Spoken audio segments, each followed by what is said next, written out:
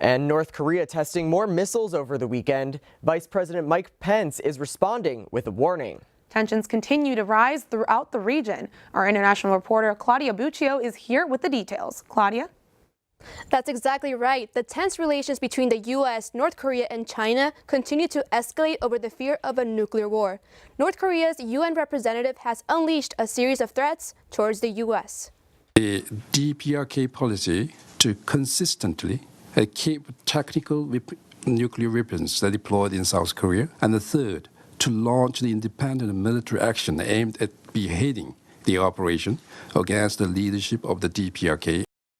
His remarks came after those made by Vice President Pence. The Vice President is on a trip to Asia and has warned North Korea to stop testing nuclear weapons and missiles. But he has also extended the option of holding talks. Just in the past 2 weeks, the world witnessed the strength and resolve of our new president in actions taken in Syria and Afghanistan. North Korea would do well not to test his resolve or the strength of the armed forces of the United States in this region. The U.S. has advised China to pressure North Korea to stop these ongoing weapon tests, but China continues to push for peaceful dialogue.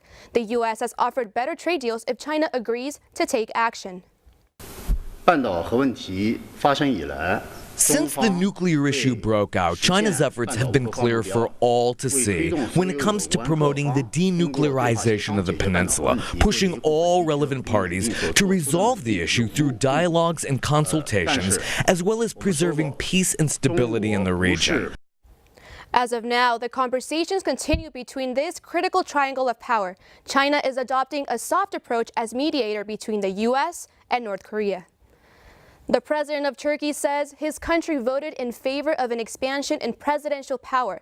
Officials say 51% of voters approved the country's referendum. It calls for a transition between a parliamentary government to a presidential system. In this new constitution, elections will be held in 2019. The president will have a 5-year tenure for up to 2 terms. He or she can be part of a political party, and the president will appoint 5 of 13 Supreme Court members. There will be no prime minister. President Erdogan spoke to reporters and said the referendum was approved by 1.3 million votes. I talked with some Turkish USC students who voted against this referendum.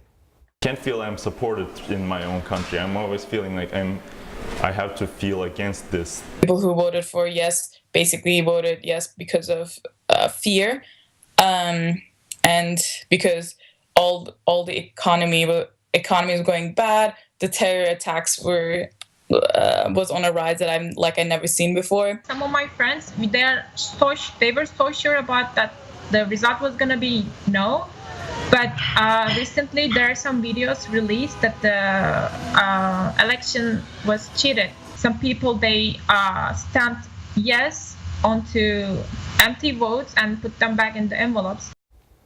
Many are calling for a recount of the closed vote. A report by the BBC said 3 of Turkey's major cities, Istanbul, Ankara, and Izmir, all voted against this referendum. Back to you, Jake and Gabby.